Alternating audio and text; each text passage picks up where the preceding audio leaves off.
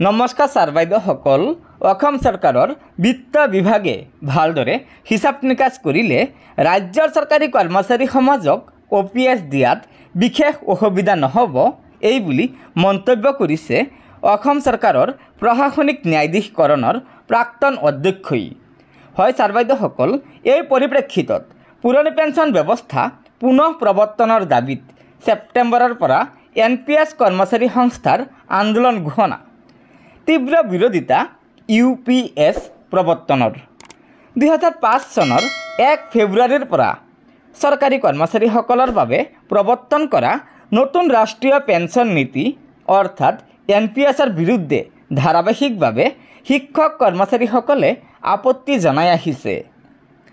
এই পেঞ্চন ব্যৱস্থাই শিক্ষক কৰ্মচাৰীসকলক অৱসৰকালীন সময়ত সুৰক্ষা প্ৰদান কৰিব নোৱাৰে বুলি উল্লেখ কৰি তেওঁলোকে পুৰণি পেঞ্চন ব্যৱস্থা অৰ্থাৎ OPS প্ৰৱৰ্তনৰ দাবী উত্থাপন কৰিছে। এই দাবী অধিক তীব্ৰতৰ কৰিবলৈ সিদ্ধান্ত গ্ৰহণ কৰিছে সদৌ অসম চৰকাৰী NPS কৰ্মচাৰী সংস্থাই। দীৰ্ঘদিন ধৰি বিক্ষোভ কৰাৰ পাছতো চৰকাৰে কোনো সঁহাৰি প্ৰদান নকৰাত ক্ষুব্ধ হৈ পৰিছে সংস্থাই, যাৰ পৰিপ্ৰেক্ষিতত সংস্থাই ছেপ্টেম্বৰ মাহৰ পৰা OPSৰ দাবীৰে গণতান্ত্ৰিক সংগ্ৰাম তীব্ৰতৰ কৰাৰ হুংকাৰ প্ৰদান কৰিছে। লগতে UPS প্ৰৱৰ্তনৰো তেওঁলোকে বিৰোধিতা কৰে। গুৱাহাটীৰ ৰূপনগৰত থকা অসম ৰাজ্যিক মুক্তি যুঁজাৰু সন্মিলনীৰ সভাগৃহত অনুষ্ঠিত সংস্থাৰ তৃতীয় বাৰ্ষিক অধিৱেশনত ছেপ্টেম্বৰৰ পৰা গণতান্ত্ৰিক সংগ্ৰাম আগুৱাই নিবলৈ বিভিন্ন সংগঠন তথা উপস্থিত থকা কৰ্মচাৰীসকলে সহমত পোষণ কৰে। সংস্থাৰ সভাপতি অচ্যুতানন্দ হাজৰিকা আৰু সাধাৰণ সম্পাদক অপূৰ্ব শৰ্মাই এক বিবৃতিত কয় যে অধিৱেশনৰ অংশস্বৰূপে ৰাজ্যৰ বিভিন্ন শিক্ষক কৰ্মচাৰী সংস্থাৰ প্ৰতিনিধিয়ে একেমুখে আগন্তুক সময়ত NPS বিৰোধী এক সংগ্ৰাম চলাই নিবলৈ সহমত পোষণ কৰিছে।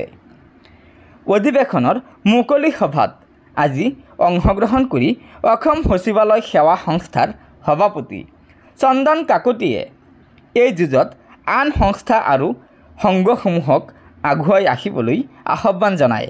ইফালে মুকলি সভা উদ্বোধন কৰি অধ্যাপক জগদীশ চন্দ্ৰ গোস্বামীয়ে কয় যে মন্ত্ৰী বিধায়কসকলে নিজেই পুৰণি পেঞ্চন উপভোগ কৰি কৰ্মচাৰীসকলক অনিশ্চিত NPS প্ৰদান কৰাটো অযুক্তিকৰ কথা, এয়া এক অন্যায়।